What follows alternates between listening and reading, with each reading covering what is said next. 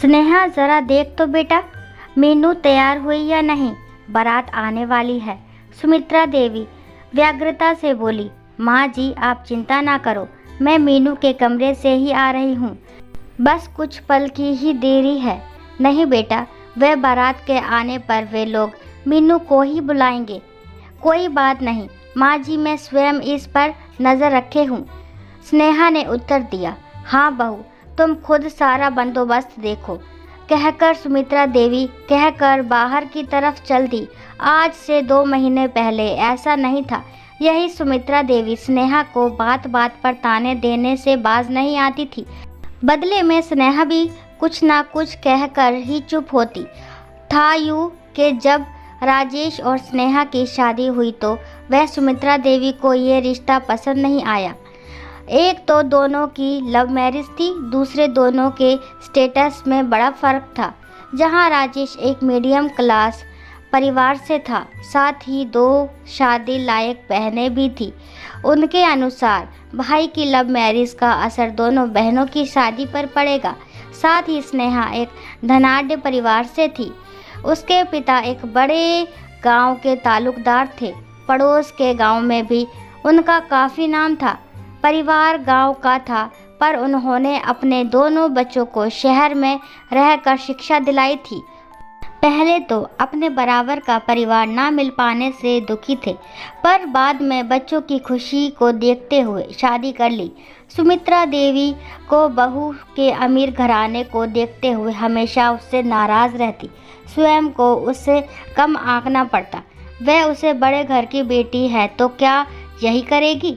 ये हमारा घर है, यहाँ ऐसा नहीं होगा, कहकर उसे बात बात पर ताने देती। शहर में पली बड़ी स्नेहा भी ससुराल के निर्देशों को व उनके तानों को सह नहीं पाती।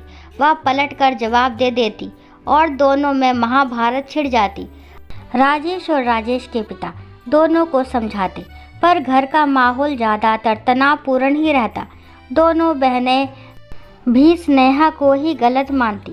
उन्हें लगता कि बड़े घर की बेटी होने के कारण ही उनका भाई उनसे छिन गया है। स्नेहा को वह किसी गिनती में नहीं रखती। अभी ऐसे ही जिंदगी चल रही थी कि राकेश को नौकरी के सिलसिले में अमेरिका जाना पड़ा।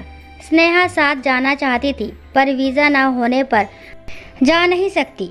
राजेश के जाने के 1 हफ्ते बाद का वाक़या है कि राजेश के पिता ऑफिस से जा रहे थे कि ट्रक से उनके स्कूटर का एक्सीडेंट हो गया। जब पुलिस का फ़ोन पहुंचा तब घर पर स्नेहा ही थी।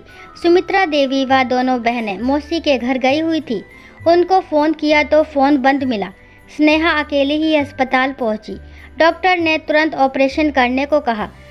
घबराकर उसने फैसला तो करवाने का लिया, पर अकेली ही ऑपरेशन करवाया। खून देने की ज़रूरत पड़ी तो स्नेहा का ब्लड ग्रुप मेल खाने पर ब्लड भी दिया। और इन सब के बाद छोटी ननद का फ़ोन मिला तो उन्हें सूचना दी। सबके पहुंचने पर डॉक्टर ने जब सबके सामने कहा कि स्नेहा नहीं होती तो इनका बचना मुश्किल था, तो अनाशय ही सुमित्रा देवी की आंखें झलझला आई तथा उन्होंने स्नेहा को गले से लगा लिया। तब स्नेहा ने हंसकर कहा, माँ जी आज बड़े घर की बेटी तो नहीं कहेंगी? तब सुमित्रा देवी बोली, बड़े घर की बेटी अब मेरी बेटी बन गई है। राजेश के पिता के घर आने पर सुमित्रा देवी स्नेहा को बड़े प्यार से देखा।